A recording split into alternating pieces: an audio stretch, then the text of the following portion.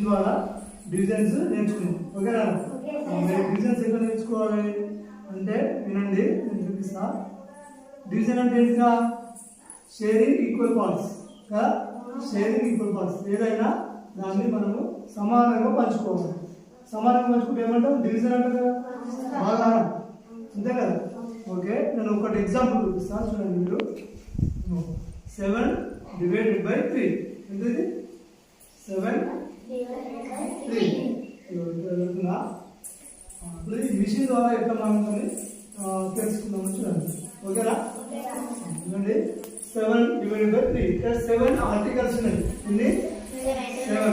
అయితే ముగ్గురికి అంటే 3 మెంబర్స్ కి ఈక్వల్ షేర్ పార్ట్స్ చేయాలి, ఈక్వల్ గా షేరింగ్ చేయాలి. ఎలా చేద్దాం? ముగ్గురికి చేయాలి. అందరికి ముగ్గురికి. మనం 7 తీసుకున్నాం. 1 కౌంట్ చేయండి. 1 2 3 4 5 6 7. ఈ 7 ఆర్టికల్స్ ని ఎందుకు పంచాలి? 3 మెంబర్స్ కి ఈక్వల్ గా పంచాలి. ఓకేనా? నేను ఇక్కడ పెడుతున్నా చూడండి. 1 2 3 4 5 6 7 ఇచ్చినాయి కదా.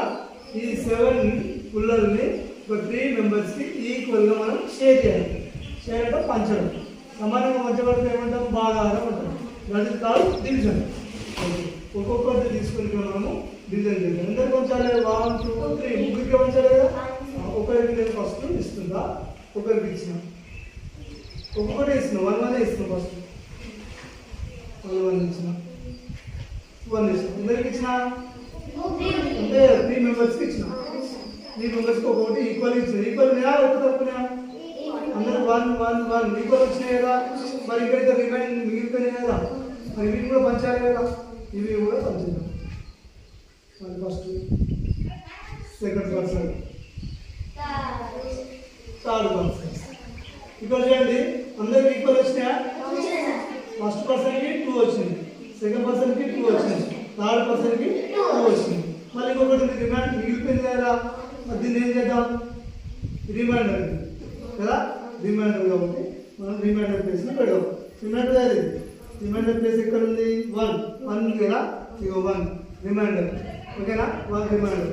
1 మిగిలిపోయింది కాబట్టి రిమైండర్ ఎక్కడ ఉంది? ఇదా ఇదా? ఇదిగా రిమైండర్. రిమైండర్ 1.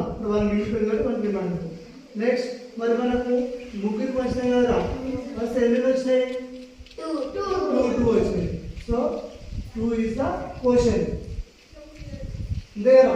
క్వోషియంట్ ఎంత అవుతుంది?